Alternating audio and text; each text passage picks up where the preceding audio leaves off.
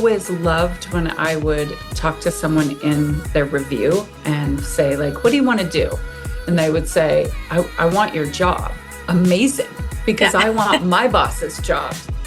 That's Michelle Smith. I'm Cara Duffy, and this is the Powerful Ladies Podcast.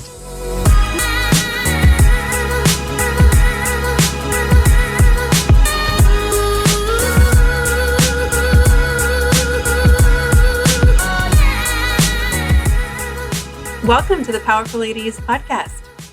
Thank you. Thank you so much for having me. I love when I get to use this podcast as an excuse to brag to the world about some of my favorite people, and then I get to hang out with my favorite people in the excuse of making a podcast recording, and that includes you. We met when we were both working at Supra. Correct. Which feels like 100 years ago now. Absolutely. And there are more women than you would think that are working in the skate and action sports space. But I would say that there's only a handful of women who I have met in that space where I'm like, yep, you are awesome. We're on the same page. And that's how I really felt working with you. And it was really fun to have, a powerful, has their shit together, knows what they're doing woman to work with and be inspired by. Yeah, I mean, I feel the same. It was so much fun. I think that we both embrace the fact that, like, we could accomplish so much more together. We had different responsibilities, but when we came together, it was so much fun. And that powerful lady, like you starting that, like, I'm so proud of you as well. And like, it's so amazing to see what women are accomplishing in the world today. It's inspiring. Yes. Thank you. And it is like, there's so many stories of people who no one knows about that are doing tremendous things. And when we only see the Beyoncés and the Taylor Swifts and the Amal Clooney's of the world, it seems very far away and like we can never make an impact. And that's just such a lie. Absolutely. I mean, I think that's why I kind of pivoted and am doing what I'm doing, is to inspire ambitious females, like how you can make a difference and how you can demand respect in the world, in the workplace, and in the home life, really. Mm-hmm. Well, let's jump back to tell everyone your name, where you are in the world, and all the exciting things you are up to now. Okay. Michelle Smith. Where I am in the world right now is a little tiny town in Western Pennsylvania called Ligonier. I feel like I've come full circle. I was born and raised in Montana. I couldn't wait to get out. And now I'm back in what is essentially exactly the type of town I grew up in. So it's kind of funny. What I'm up to is I've just last year launched Michelle Smith Coaching, which is focused on females who want to really excel in their career, but also need that work-life balance. And that's something, as I achieved everything in my career, I was sacrificing everything in my personal life. And then when I had children, it kind of just was like, came crashing down. So I want to be there for women. I want to help them make a difference, help them get focused on both self-advocating, in the workplace, at home, and really excel in both areas. I'm so excited that you're offering this now because there's so much women can learn from you. And something that I think made us like aligned is that we have no room for like dumb extra things. And part of why we don't have this room is because we are so committed to the other things that are happening in our lives.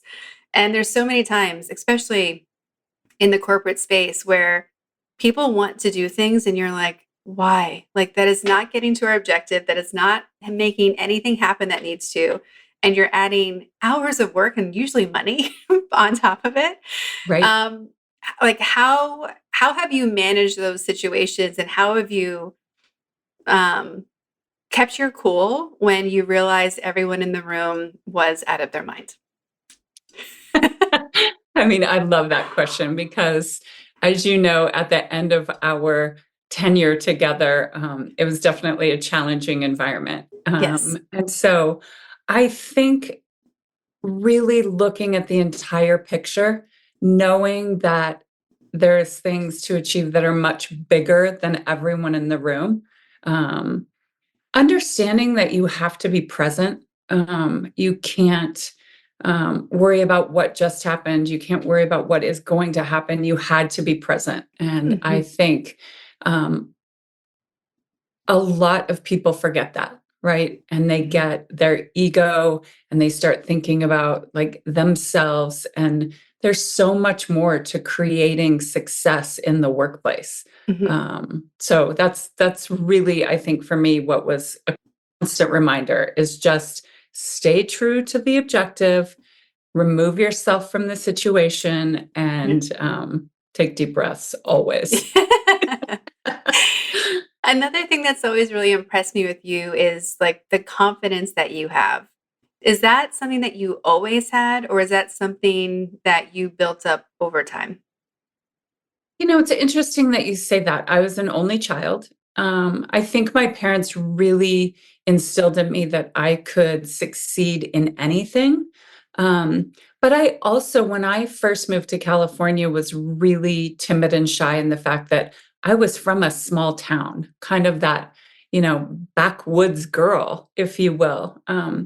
I really attribute I had 2 incredible mentors in my corporate career, both male, which is interesting, but that really, really pushed me to, push my limitations, supported me if I failed, and so I think I really developed it over time in using those mentors, and really what I'm hoping to do for women today.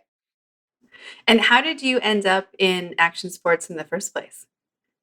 You know, it's interesting. I had just moved back from Maui and had done like 6 months over there just for fun, was looking for a job and just stumbled into working for an apparel company in the action sports industry. I'd always been friends with people who skateboarded or Mhm. people who surfed, and I was an active snowboarder. And once I discovered that there was an entire genre to be had here, I really embraced it and then stayed in that industry. Mhm. You mentioned that there was that turning point for you when you had kids and realized, like, I can't keep operating in this corporate space the way I was before. Because you were traveling a lot, you were constantly on the go. There I think it's always crazy when people are asking us to fly on weekends and give up all our personal time so we can be there for that 8 a.m. meeting on Monday. No one needs those. Um, Right. so, like, what really was that pivot point when you said, I need to start exploring these other avenues to find balance? And where did you first start? Like, was it yoga training? Was it just, reprioritizing? Like, how did you begin the process of rebalancing where your focus was? Yeah, I mean, it was an immediate hard stop in leaving, the corporate world. It was like, that's enough. And I took a couple weeks. I'd already done yoga teacher training, Mhm. and just dove into that and really embracing mindfulness and yoga. And I taught for a year, and I took classes and created kind of events and different retreats for women specifically on how to be mindful, how to be present. And then I did a stint. My children go to a school here in town, and I did a stint with them as the director of development, which is all the fundraising for the school. And it was something that I had never planned on doing, right? It wasn't like a career path that I chose. I just kind of stumbled into that as well. And it was like doing good for kids, right? Mhm. But education is not my passion. Being in that environment wasn't my passion. And I started to look at like, what can I do that is giving back that I get rewarded for, but takes everything that I learned in the corporate space combined with mindfulness and yoga and that's when it happened. Yeah. Yeah. Excuse me. And then so you from the yoga to mindfulness and now to coaching, Yeah. what has that experience been like to go into this new space? Um, Absolutely incredible in the sense of partnering with females and, diving into what their challenges are. And it's similar, as you know, of managing people. Yes. Like you're a coach in that sense. When you're Yeah. managing people, you're pushing them to do bigger things, you're picking them up when they fail. Um, but they're not like, when you're a manager, the people underneath you are not necessarily choosing actively for your coaching advice, where you're just doing that because that's what you need to do as a great manager. Mhm. Where in what I'm doing now is people are choosing to partner with me and take my advice. And that's one of the questions I ask everyone before they come on board. Are you coachable and are you willing to get uncomfortable? Are two of my kind of qualifying questions. And when they say yes, like it can be magic on how much they can learn and grow. And what kind of areas are people coming to you for? Is it career oriented? Is it like relationships, life, money? Mostly career, but Okay. also that work life. So I'm focused on like really being able to focus on your career, Mhm. but maintain work life balance. And I Yeah. think as females, right, you talk female energy and masculine energy. And as females, we have a hard time setting boundaries. So we focus a lot on that, on not only with like your boss or your coworkers or the company you work for, but your partner, your Yeah. friends, your parents, really how to um, manage all those different relationships so that you can be successful. Well, being CEO of a house is very similar to being CEO at a company. Like you can't do it alone. You have to have your team. There needs to be like standard operating procedures. There has to be Exactly. There's a all P and these, L, yes, yeah. And I right? think that we step over that. You're not supposed to carry it all on your own back. And like you would never expect to know everything about a company if you would go to run it. So why would you ever expect to have to know everything about how the house and the family and food, like everything else works? Um, Absolutely. we're just so, do you think we're breaking through in women being less mean to themselves? Or is that still like, where are we on the path of stepping into our power, our boundaries, and having a sense of reality of what it means to do all the things that we care about? I think there's still a lot of work to be done, unfortunately. Yeah. Um, I think that the majority of women out there still beat themselves up, think that they have to do it all. I also think that there's potentially a lack of um, embracing each other still today. And so I think, and that's again, what is a huge inspiration is Mhm. like breaking down those barriers and bringing women together. And, you don't have to do it all. And it's okay when you make a mistake. Those are things that I think women still need to learn. Where are we going to learn them? Like, is it something that we like? It's going to be people like you, and that's like the. It's going to have to be something extra. Like, do you see paths for like how do we start shifting this at a bigger level? And I don't know. Maybe it's not even possible.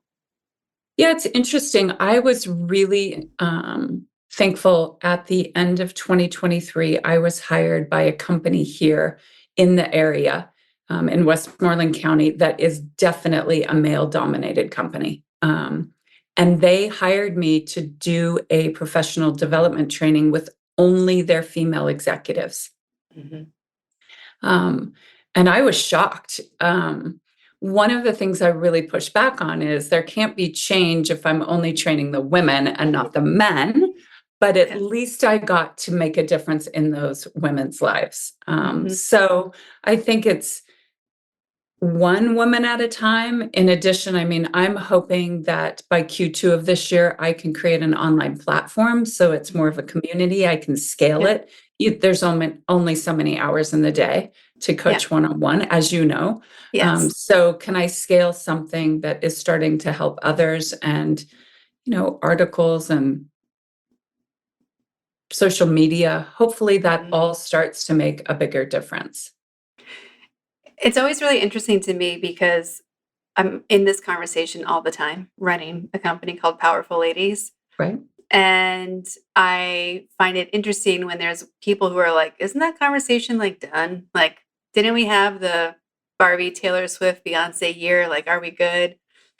And I don't think people, well, one, I think this is coming from people who have never traveled and and True. not even traveled abroad, but like haven't traveled inland in some Mhm. capacity.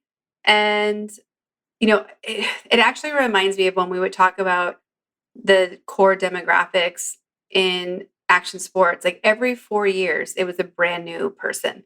There Mhm. wasn't always crossover, even knowing athletes and riders, and because it's a new 14-year-old. And I think we're also forgetting that that's what's happening with generations of women too. Is like it's a new 18-year-old, it's a new 21-year-old, and the messages they're getting are so different than the messages you or I were getting at that age. And there's things we're Right. forgetting. Like it still blows my mind that my mother couldn't open her own bank account until she was like 26.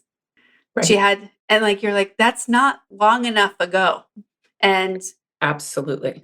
like, there seems to be this idea that like and I think Roe v. Wade woke people up with that a little bit of Mhm. things that the things that seem like they've been in place forever really haven't been. They're not strong enough foundationally for us to stop talking about them. 100%. I mean, I did some research when I was first kind of putting together what I wanted to focus on for my coaching. Mhm. And I mean, it's 2024, and it's something like 83% of women are still undercompensated compared to their male Yeah. counterparts. That's unbelievable. Mhm.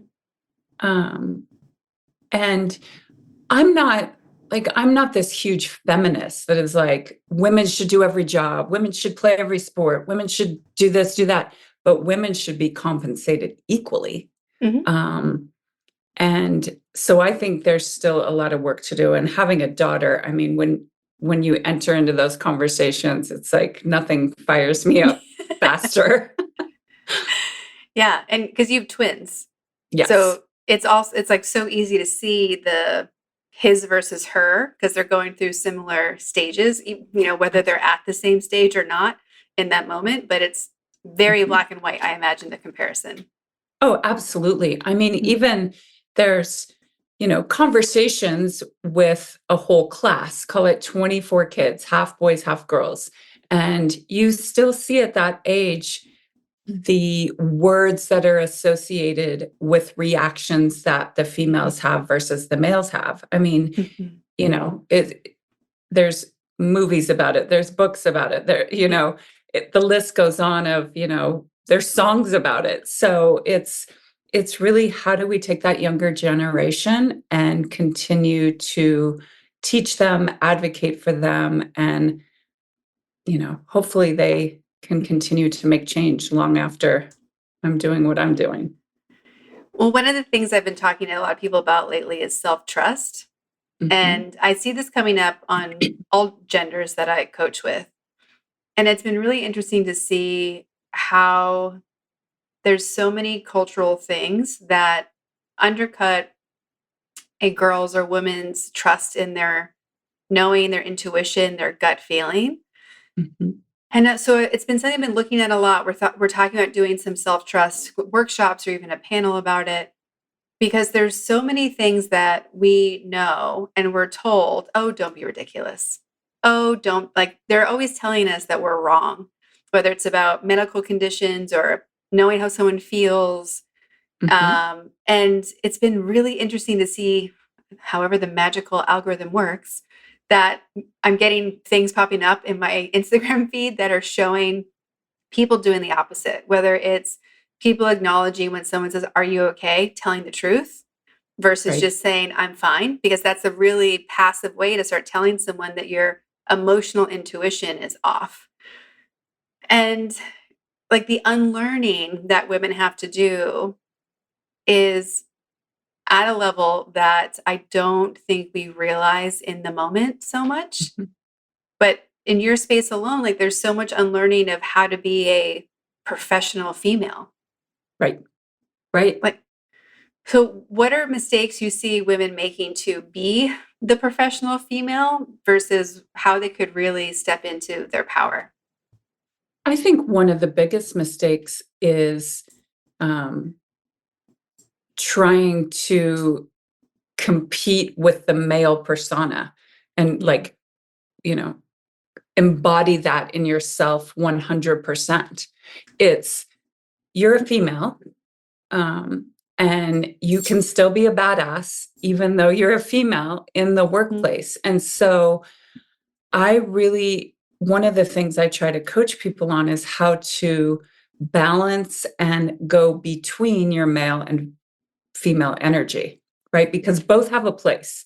And so when you're negotiating and you want to come across as powerful, tap into your male energy. But when you're working with your team and someone had a tough experience, tap into your female energy.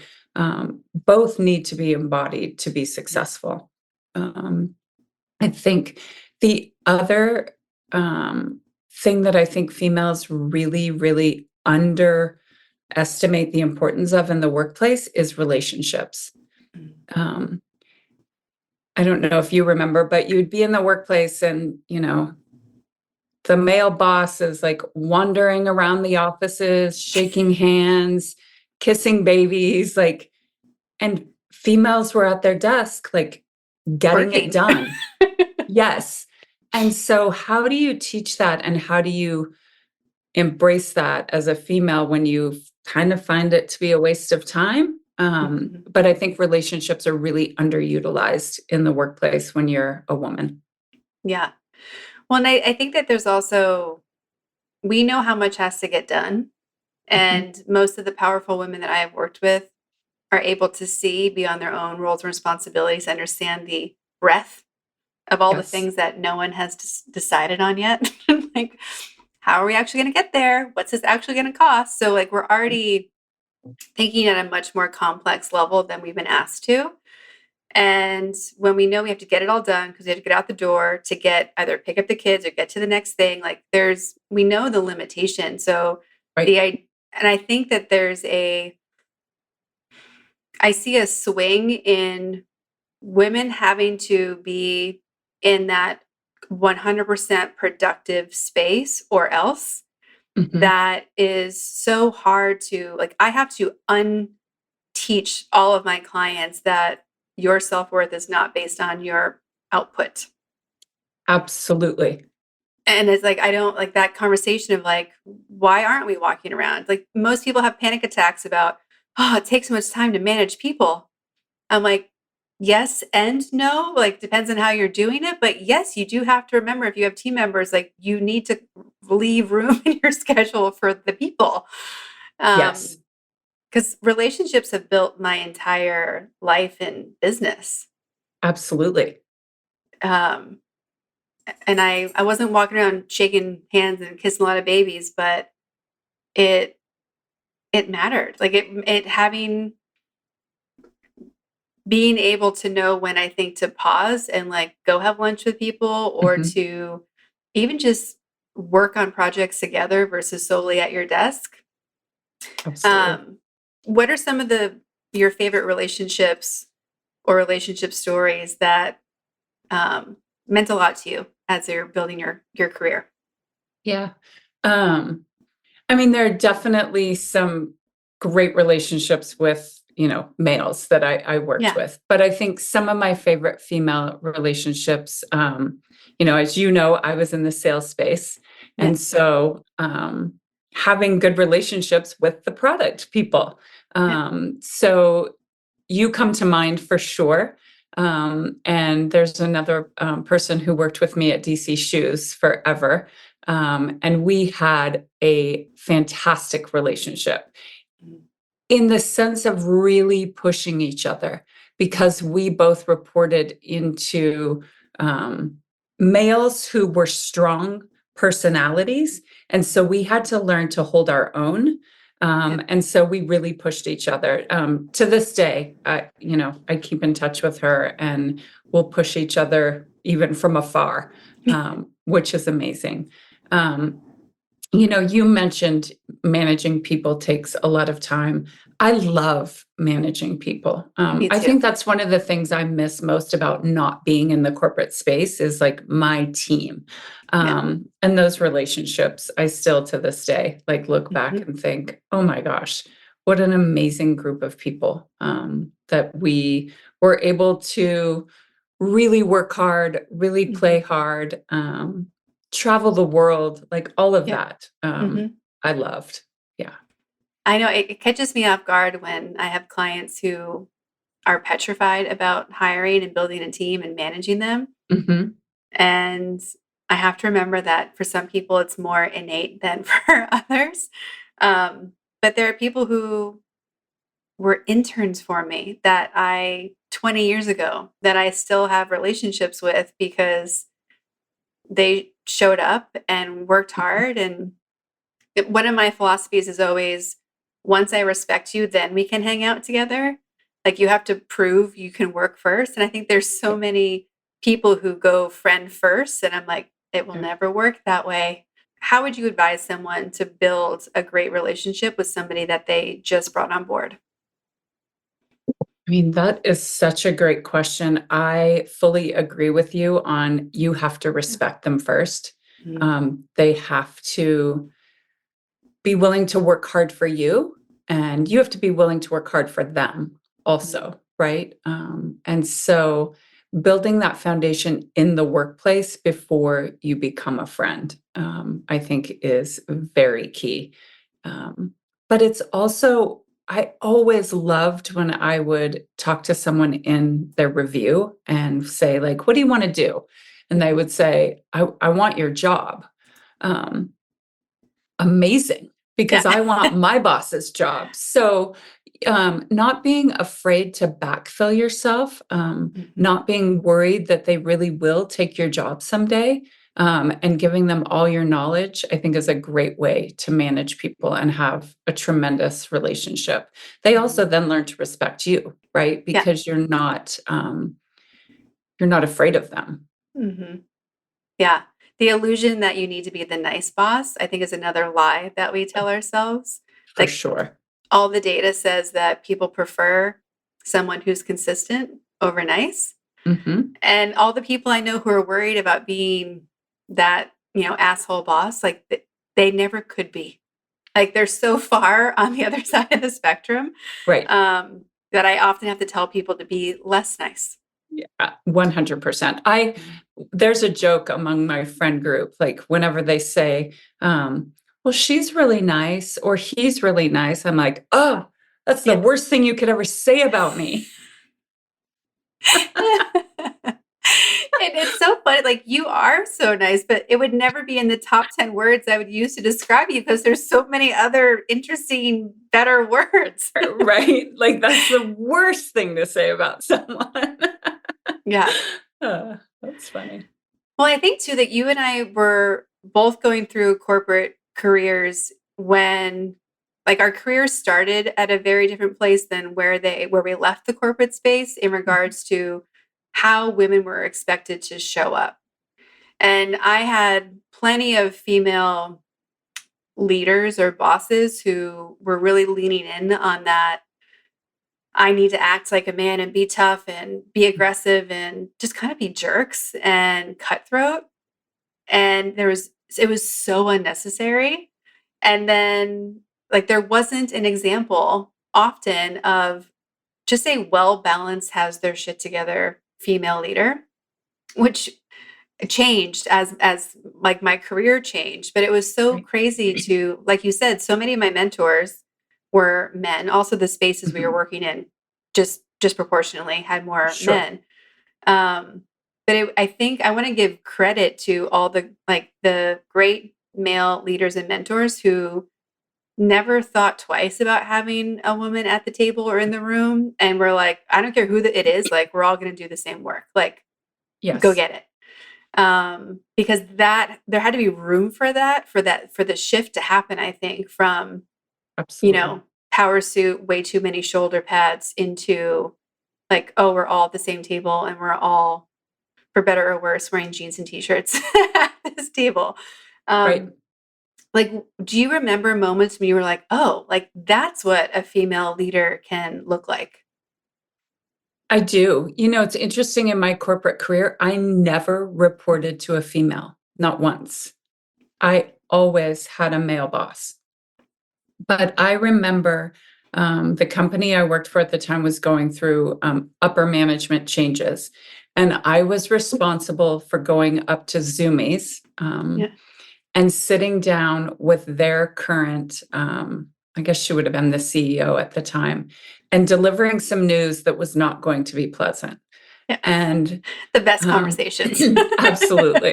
And everyone who was above me had, left the company, and there I was. And I remember sitting across this boardroom table from her and being like, wow, Mhm. she is incredible. She is, you know, all female from Mhm. like the way she was dressed and her persona and everything, but she was like a badass. And I Mhm. I still remember that conversation. And she looked at me in the eye and said, "Do you understand what you're saying to me?" And I had to like pull my pants up and say, "I absolutely understand what I'm saying and I'm sticking to my word." And she stood up and we shook hands and I was like, "Yes." Yeah. It was really, really a pivotal moment that I look back Mhm. and think, wow, that was like one of the first females where I was like, Mhm. she has done it. That made me just think about how many times I know there a handful of times, if not many, in my career where the men who were in charge became chickens and they were like, "You can deliver this news." And being like, "Wait, what?" But it was Right? such good training for me. But did that happen to you as well, where they'd be like, you can do this?" Absolutely. Mhm. Absolutely. And I think part of my coaching for females is like delivering bad news, never, ever, ever run from it. Like Yes. face that head on, similar with any challenge, right? Like Mhm. don't procrastinate, rip the band-aid off, get it over with, and you Yeah. will gain respect. And from a mental standpoint, you're healthier because you've moved on, you've done it. Mhm. Mm, but yes. Well, and I think the same thing applies to asking the questions that you don't want to ask. Mhm. There's so often that we don't ask our partners, our employees, a vendor we're working with, like we don't want to ask the scary question that's really gnawing at us. Mhm. And we don't always know how it's going to go. Like it's scary to us because we're worried about the 5 million possibilities that will be bad, Right. not any that would be good. But I get so much power out of asking the question I'm afraid to ask, just Mhm. as much as you mentioned getting power from sharing news that I don't want to. Because, we put the words good and bad on things so often, but like all the significance we've added and Absolutely. what we think is like horrible news to share with somebody could be no big deal in their world. And we're like completely unraveling because of it. Um, Absolutely. how has your training shape wow, shaped how you think about the significance of things and kind of get back to how it fits in the balance of your world? Yeah, I think that, you know, I feel like when we were younger, we were taught to like think about all the different ways a conversation could go. And Mhm. so in your head, you're playing out all these scenarios. And nine times out of 10, none of those scenarios actually happened. And so you spent all this time creating this like mental anguish over something that never came to fruition. Mhm. And I think really for me, that's where the yoga and mindfulness training came in. Like how to be present in the moment, how to not worry about what is going to happen, because the only thing you can control is right now. And so be prepared. You and I used to always talk, be data driven, right? Yeah. So, like, be educated of what your conversation is about or the news that you have to deliver. But don't create all that chatter in your brain Yeah. beforehand because you can't Mhm. control it. I think there's so much, again, power or just like, oh, there's positivity and power and also just saying what you're thinking right in the moment. And I've learned from working with people who English wasn't their first language that when you don't have all the vocabulary to like spin something politically, and you can just say, like, Mhm. you seem upset. What are you upset about? In a negotiation or a meeting, and to just like call out what you see. One of my friends, when she first started working on our team, I saw her do that, and I was like, I don't know if I would have had the balls to call out the CEO on, you clearly have something going on or a chip on your shoulder, but she just did it.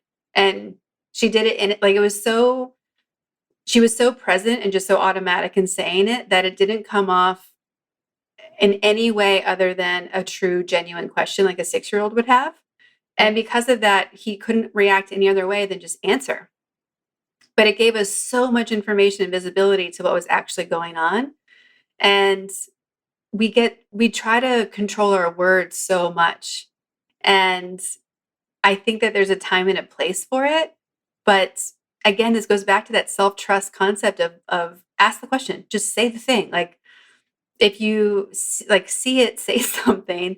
Um, because that's a whole skill set we have that we tend to turn off, or to your point, make go out of control with anxiety. Exactly. And we never really know what that other person's going through, right? Like they could have had a bad morning. Traffic could have been terrible, or personal issues, or all sorts of things can be going on with another person. And it's having the presence to acknowledge that. And as you said, trust your instincts and be aware of the other person Mhm. for sure. The client who had the SOS just before I jumped on with you to record this had a situation where they had a client who wants to change their rates, and we jumped right into like, how do we negotiate what those rates should be, or how should I do it? And I'm like, but why do they want to change the rates? And like, well, I can't ask that question. I'm like, yes, you can. Like, you can ask any Yes. question you want, but if you don't know why, you don't have any power to negotiate back. Like, are they just doing it because they Right. were like, "Ooh, let's see if we can get a deal." It's a Right. different conversation than, "Oh, we're freaking out about this, and this is all we have." Like, it's different. Like, is it a one-time thing? Is it forever? Like, I had so many questions, and I think again that's something that I so admired about working with you is you always had questions before you ever like reacted, even though both of us, we could always tell, we'd be like, oh, well, they're about to lose their mind, but I don't think anyone else knows. But but Right. there's so we don't ask the questions out loud enough, and we skip right over to fixing the problem when sometimes there is no problem. Absolutely. It's there's the start with why book, but there's so many more things to know than why. Mhm. how, Absolutely.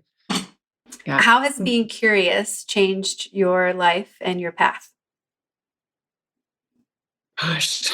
I mean, it's funny, I'm an only child, so I kind of always had to be curious because I was alone. So, like, just being investigative, I guess, Mhm. about life.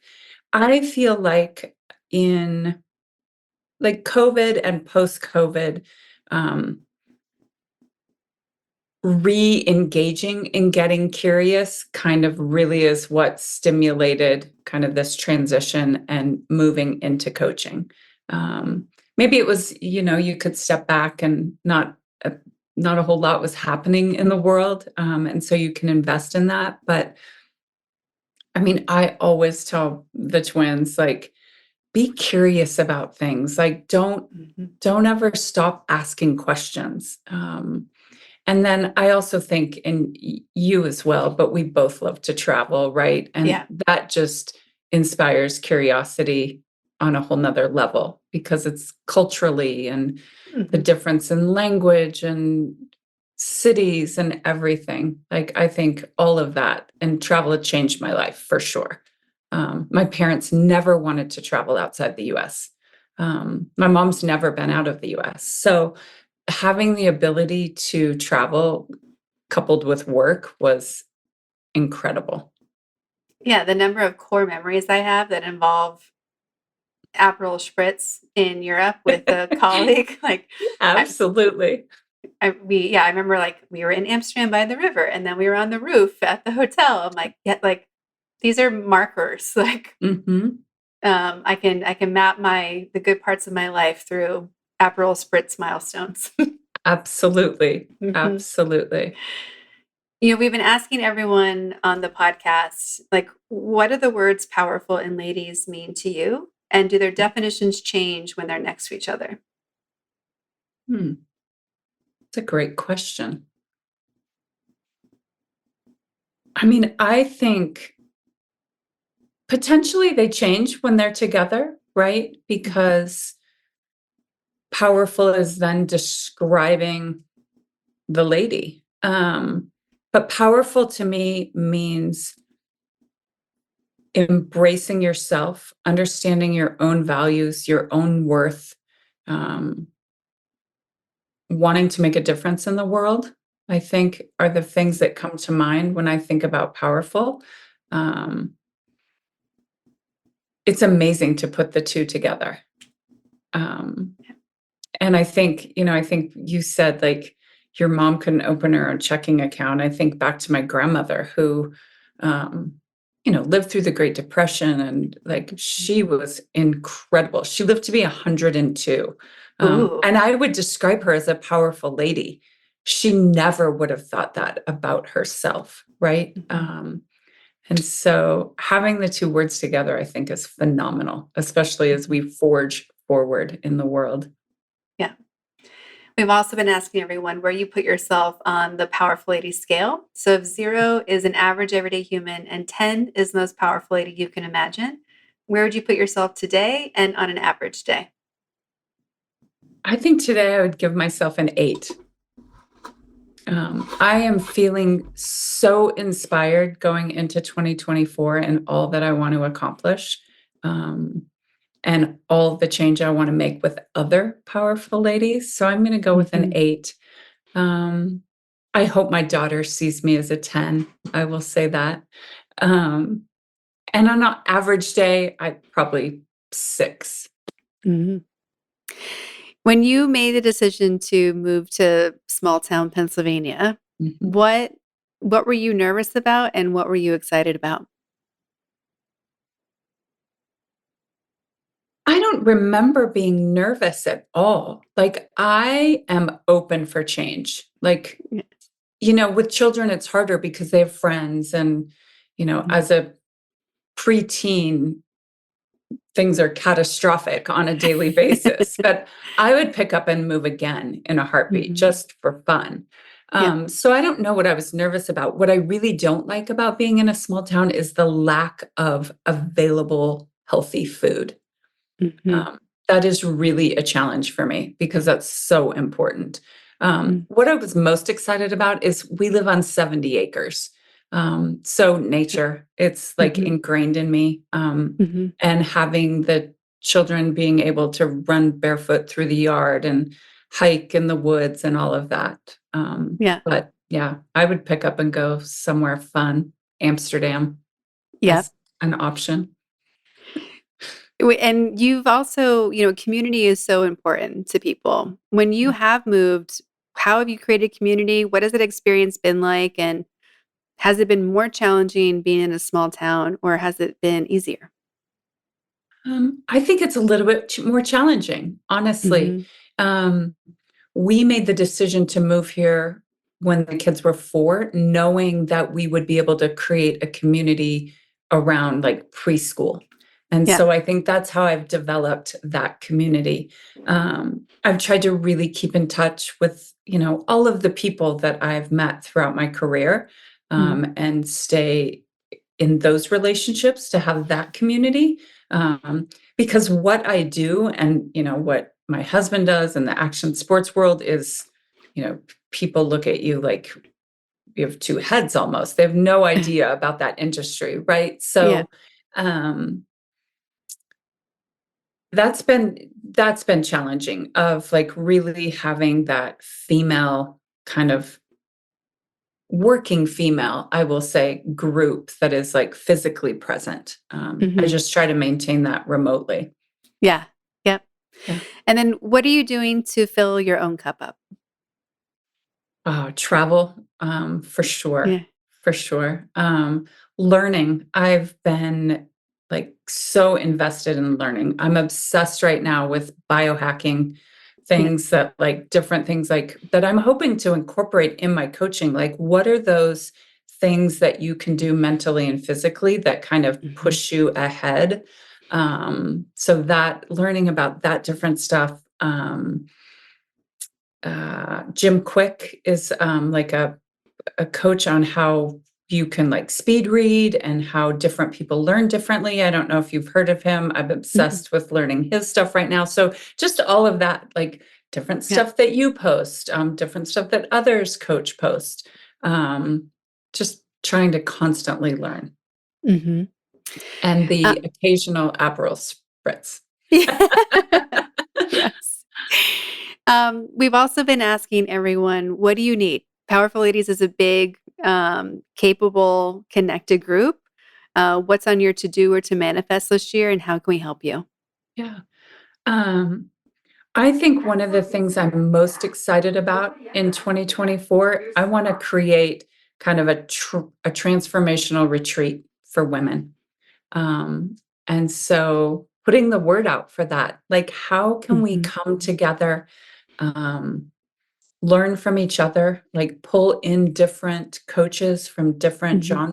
genres, whether it's some of the stuff I talked about with biohacking or, just different things. How do we come together and then transform a group of women's lives so that they Mhm. can be more successful? That's a big thing. Yeah, I love that. That is on my list for the year as well. So I Excellent. hear collaboration. I hear collaboration. Amazing. Yeah, and I think, helping me put the word out for my coaching Mm. business so I can Mhm. help other women, would be amazing.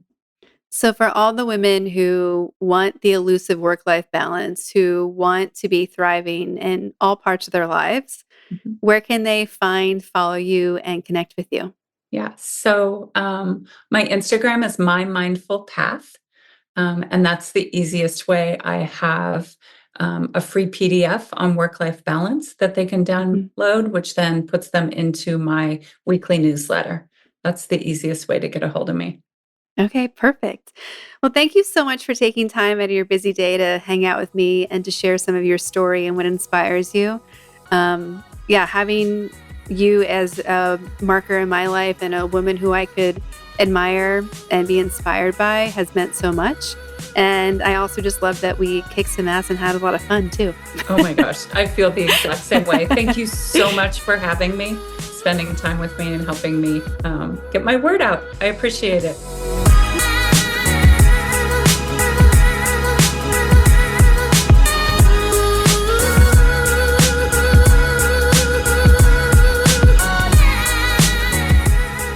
All the links to connect with Michelle and her coaching, plus an exclusive discount code for her coaching, are in our show notes at thepowerfulladies.com. Please subscribe and rate this podcast wherever you're listening. Join us on Instagram at Powerful Ladies. And if you're looking to connect directly with me, visit karaduffy.com or Kara_Duffy on Instagram. I'll be back next week with a brand new episode. Until then, I hope you're taking on being powerful in your life. Go be awesome and up to something you love.